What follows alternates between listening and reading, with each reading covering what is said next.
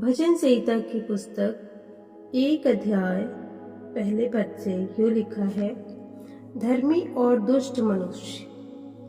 क्या ही धन्य है वह पुरुष जो दुष्टों की युक्ति पर नहीं चलता और न पापियों के मार्ग में खड़ा होता और न ठट्ठा करने वालों की मंडली में बैठता है, परंतु वह तो यहोवा की व्यवस्था से प्रसन्न रहता और उसकी व्यवस्था पर रात दिन ध्यान करता रहता है। वह उस वृक्ष के समान है जो बहती नालियों के किनारे लगाया गया है और अपनी ऋतु में फलता है और जिसके पत्ते कभी मुरझाते नहीं। इसलिए जो कुछ वह पुरुष करे वह सफल होता है। दुष्ट लोग ऐसे नहीं होते, वे उस भूसी के समान होते हैं जो पवन से उड़ाई जाती है।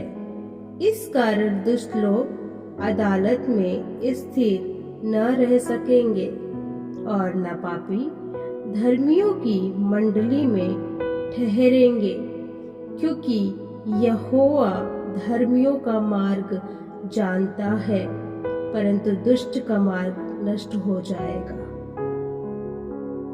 भजन संहिता 2 अध्याय पहले पद से यूं लिखा है। जाति जाति के लोग क्यों हुल्लड़ मचाते हैं और देश देश के लोग व्यर्थ बातें क्यों सोच रहे हैं। यहोवा और उसके अभिषिक्त के विरुद्ध पृथ्वी के राजा मिलकर और हाकिम आपस में सम्मति करके कहते हैं, आओ हम उनके बंधन तोड़ डालें और उनकी रस्सियों को अपने ऊपर से उतार फेंके। वह जो स्वर्ग में विराजमान है हंसेगा, प्रभु उनको ठट्ठों में उड़ाएगा। तब वह उनसे क्रोध में बातें करेगा और क्रोध में कहकर उन्हें घबरा देगा। मैं तो अपने ठहराए हुए राजा को अपने पवित्र पर्वत की राजगद्दी पर बैठा चुका हूँ। मैं उस वचन का प्रचार करूँगा जो यहोवा ने मुझसे कहा, तू मेरा पुत्र है, आज तू मुझसे उत्पन्न हुआ।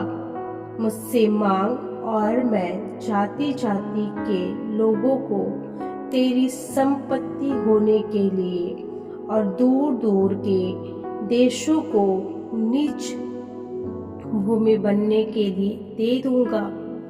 तू उन्हें लोहे के डंडे से टुकड़े टुकड़े करेगा, तो कुम्हार के बर्तन के समान उन्हें चकनाचूर कर डालेगा। इसलिए अब हे राजाओं, बुद्धिमान बनो, हे पृथ्वियों के न्यायों, यह उपदेश ग्रहण करो। डरते हुए यहोवा की उपासना करो और कांपते हुए मगन हो। पुत्र को चूमो, ऐसा ना हो कि वह क्रोध करे और तुम मार्ग ही में नष्ट हो जाओ, क्योंकि क्षण भर में उसका क्रोध भड़कने को है। धन्य है वे जिनका भरोसा उस पर है। भजन संहिता 3 अध्याय सहायता के लिए प्रातःकालीन प्रार्थना। हे यहोवा, मेरे सताने वाले कितने बढ़ गए हैं, वे जो मेरे विरुद्ध उठते हैं बहुत हैं। बहुत से मेरे प्राण के विषय में कहते हैं कि उसका बचाव परमेश्वर की ओर से नहीं हो सकता, परंतु हे यहोवा, तू तो मेरे चारों ओर मेरी ढाल है। तू मेरी महिमा और मेरे मस्तक का ऊंचा करने वाला है। मैं ऊंचे शब्द से यहोवा को पुकारता हूँ और वह अपने पवित्र पर्वत से मुझे उत्तर देता है। मैं लेटकर सो गया, फिर जाग उठा क्योंकि यहोवा मुझे संभालता है। मैं उन 10,000 मनुष्यों से नहीं डरता जो मेरे विरुद्ध चारों ओर पाती बांधे खड़े हैं। उठ हे यहोवा, हे मेरे परमेश्वर, मुझे बचा ले, क्योंकि तूने मेरे सब शत्रुओं के जबड़ों पर मारा है और तूने दुष्टों के दांत तोड़ डाले हैं। उद्धार यहोवा ही से होता है। हे यहोवा, तेरी आशीष तेरी प्रजा पर हो। भजन संहिता 4 अध्याय। सहायता के लिए संध्या कालीन प्रार्थना। हे मेरे धर्ममय परमेश्वर, जब मैं पुकारूं तब तू मुझे उत्तर दे। जब मैं सकेती में पड़ा तब तूने मुझे सहारा दिया। मुझ पर अनुग्रह कर और मेरी प्रार्थना सुन ले। हे मनुष्यों के पुत्रों, कब तक तेरी महिमा का अनादर होता रहेगा?